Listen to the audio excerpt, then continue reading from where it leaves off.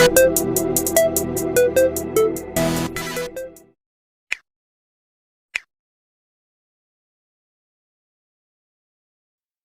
we get into the video, do not forget to like, comment and subscribe. So after more than a year of waiting, Zephaniah McLeod has been held accountable for his actions. Well, to a degree. After he has been sentenced to life after stabbing university worker Jacob Billington and wounding 7 others in a totally unprovoked attack in Birmingham in September of last year.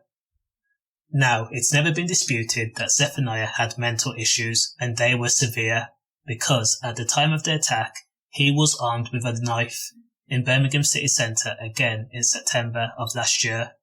He walked down busy streets and told witnesses who were out enjoying a night out, drinking and laughing with their mates, quote unquote, "Watch this." He then pulled out a knife and began indiscriminately plunging his blade into people's chests, neck and faces. And these were all random people. These were men and women. His act of violence met no criteria. He wasn't angry. He wasn't looking for vengeance. It just seems that he had severe mental health issues. Again, this totally random and unprovoked attack caused a musician to lose his life, and 7 other people were injured on September 6th, 2020. Birmingham Crown Court has sentenced Zephaniah McLeod to a minimum of 21 years for the infamous crime. As for the attack, the whole ordeal lasted for a staggering 90 minutes. During that 90 minutes, people were killed, people were injured, people were crying, and people were running for their lives. As for Jacob Billington, who was sadly killed, he was said to have been walking back to his hotel at the end of a night when he was stabbed in the neck.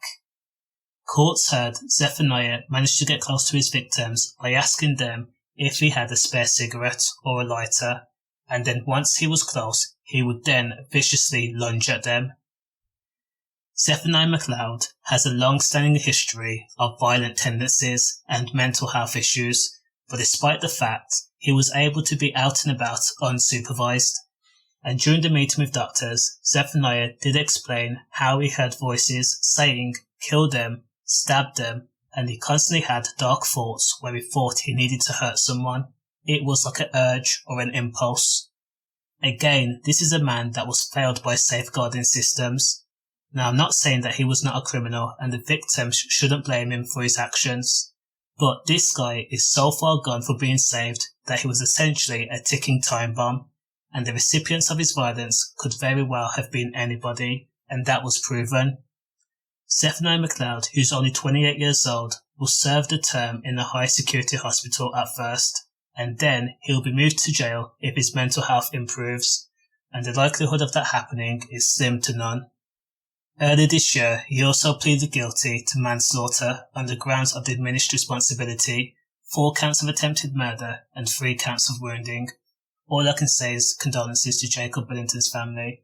Stay safe.